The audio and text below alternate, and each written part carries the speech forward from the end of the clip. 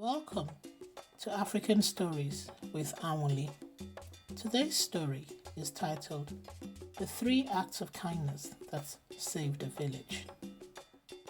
Once, in a little village called Ala-igwe, there lived a beautiful girl called Amara.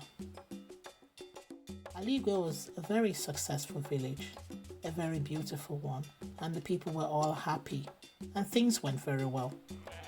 Amara was often seen herding goats, taking them to the forest to eat each day. She would make sure she cooked some food for her and her father.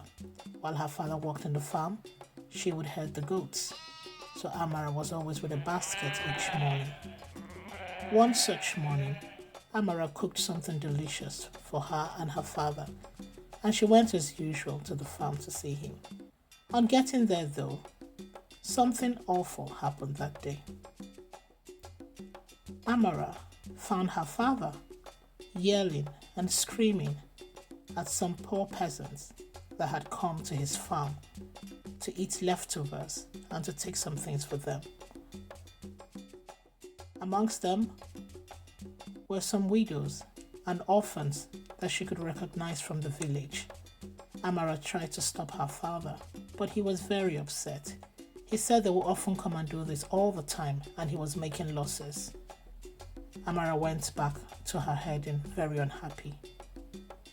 Very soon, people started to hear of bad things happening in the village. No one could understand what was going on. The first thing they noticed were some dark clouds in the sky. It would not rain, it would not storm, but gradually things started to go wrong.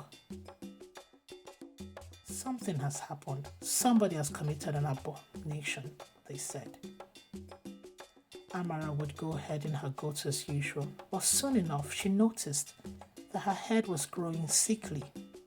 They were no longer thriving. They were very poorly. What is going on in Ala-igwe? Something has happened. Someone has committed a sin. But it wasn't just her and her family that noticed this. Also, neighbors, farmers would all come gather at the square crying that their animals were all poorly. They were sickly. Something is wrong, everyone said. What are we going to do about this? This is not like Ala-igwe that we all know, our thriving village.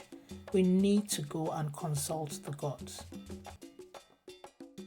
As word swept around the village, the chiefs gathered and agreed with their people. Yes, something must be done. We need to go and see the wise one and ask him to intercede for us.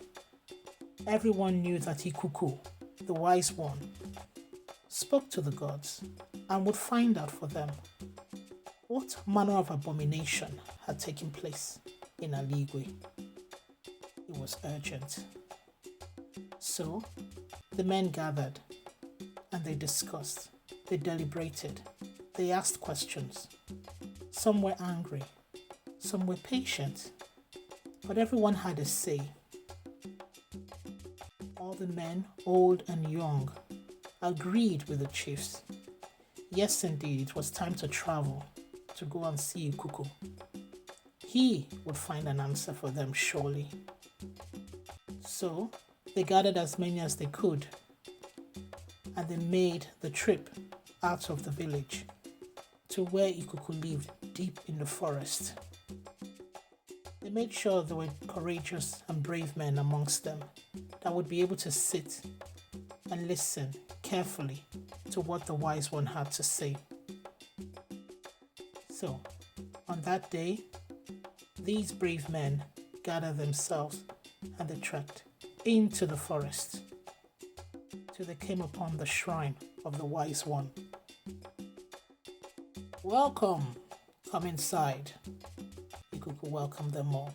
He already knew they were coming. He had seen it. He had also felt that something had changed in Ala-igwe. An abomination had been committed by a household. And so, he told them to gather round while he consulted the gods. Soon enough, he looked up.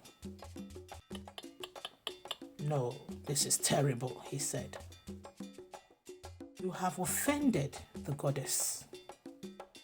You have offended the beautiful goddess." "Who has done this?" they all asked. "Who are you speaking of?"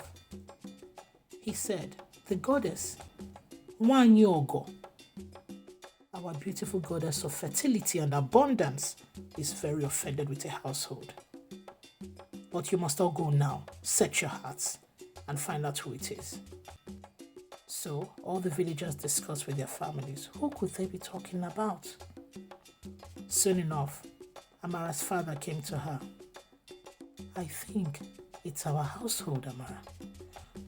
Amara was surprised. "Why? Why do you say this?" "I've been having dreams," her father said. "And this started soon after I chased the widows and orphans from our farm. I think it is us. But we must tell them. We must run and let everyone know." "No, no, no, no, no," said her father.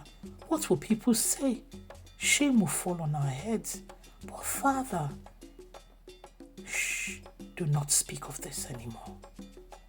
Amara was very troubled. For days she sat and thought about this, till one day, when she was outside her home, after she had returned from the market, an old lady came close. The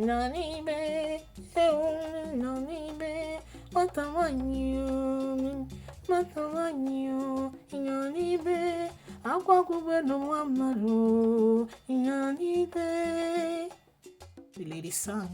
As she came close, she saw the beautiful young lady reflecting. "Ah, can I have some of your fruits, my darling?" "Of course, Mama. Please, have some." "What is going on?" she asked her. Amara sighed. "I have been thinking about something. Each day, even when I go to the streams to get water, I hear everyone discussing, talking about bad things happening in the village. All the animals are going sickly. Everyone is saying things are getting worse. The dark clouds, they keep gathering. We don't know what we have done. At least no one is really sure. My father thinks it's our household though." "Ah, your household, eh?" "Continue, I'm listening." "But I'm not sure, you see, Mama. You see, I want to do something to help. Even the plants, our trees, they're all losing their beautiful fruits. All the villagers are complaining our produce is dwindling. I don't know. I feel like if I speak against my father, I will be betraying him." "Betraying him?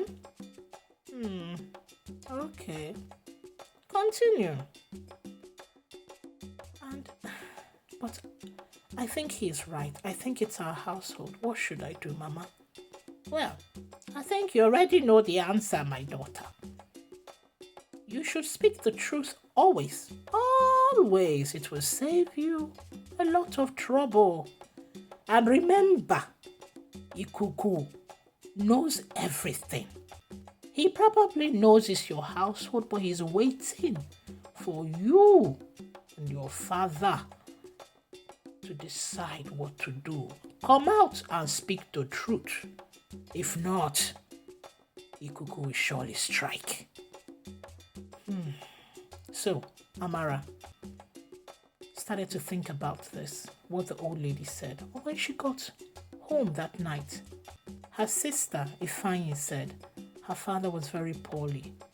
He had worried himself so much about this matter that he could not take it anymore and had taken to his sick bed.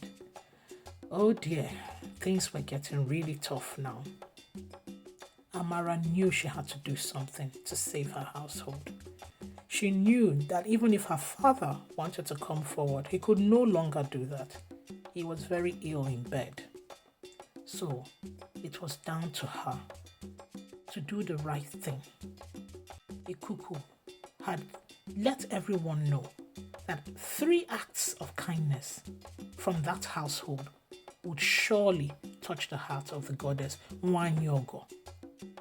So, Amara sat that night outside the hut while her mother fed her little sisters. Amara said to herself, it is time I do something and I do the right thing. Because if I don't, surely things will go bad for everybody, not just us. I think I know what to do. I will begin the 3 acts of kindness, and hopefully this will help. So, as soon as Amara woke up the next day, she looked around her. First were the orphans that lived just down the road. She gathered her money, went to the market and bought some beautiful Ankara materials and told the little ones, take this to your parents. Tell them it is from our household. They should use this to sew nice clothes for you to cover you up. Go quickly. It's for you. The next day, she went to the market and gathered as much as she could with the money she had. And she went looking for the widows. And she cooked. She cooked for as many as she could find. She fed them happily. And she told them, this is from our household, from my parents, from my sisters, and myself. We want you to eat and be happy. When she went to the stream again to fetch water, she saw an old man begging inside. Water, water, please, somebody. The other ladies there laughed at him, swayed their hips, and fetched their own water and went. But Amara stopped. She took her own calabash and got water for the old man, and she gave him to drink. He was very happy. You're a good daughter. This is from my household, she said. That night, whilst everyone slept, the goddess Wanyogo looked on her people. So the household has decided to do what is right. This young lady has decided to help her family. It has not gone unnoticed by me. I know what I would do for them after all. The very next day, people gathered. They noticed something was different. The clouds, the dark clouds, they're leaving us. They're leaving us indeed. The farmers went into their farms. The fruits had stopped falling from the trees. All was calm. People ran around looking, searching for animals. The animals were back on their feet. Send for the drummers! It is celebration time. The curse has been lifted. Wanyogo has listened to our households, and she has blessed us again. But who? What household? Who did it? It does not matter. The curse has been broken. Send for the drummers. And so the drummers were sent for. And all over Ala-igwe, people danced. Everyone danced. Amara danced with her neighbors. She was so happy. At last, this thing has been lifted. There will be no shame on the household anymore. They danced all night long. They feasted. The animals were safe. The people were safe. Their produce was safe. There would be no shame brought on Ala-igwe. Some people ran off. They ran off to the forest to go and let Ikuku know that the curse had been lifted. He said he already knew. They did not need to come, but that they should go back and go in peace. And so Ala-igwe was saved by the 3 acts of kindness, and the people could go back to their daily lives. So could Amara. Her goats were stronger again, and she would herd them as usual. Her father soon recovered as well, and he went back to his farm, and he learned to be kind. The moral of the story, first of all, speak the truth always. You could save a lot of problems for yourself and others. And secondly, remember always to show kindness, especially to those who have nothing. Stay safe.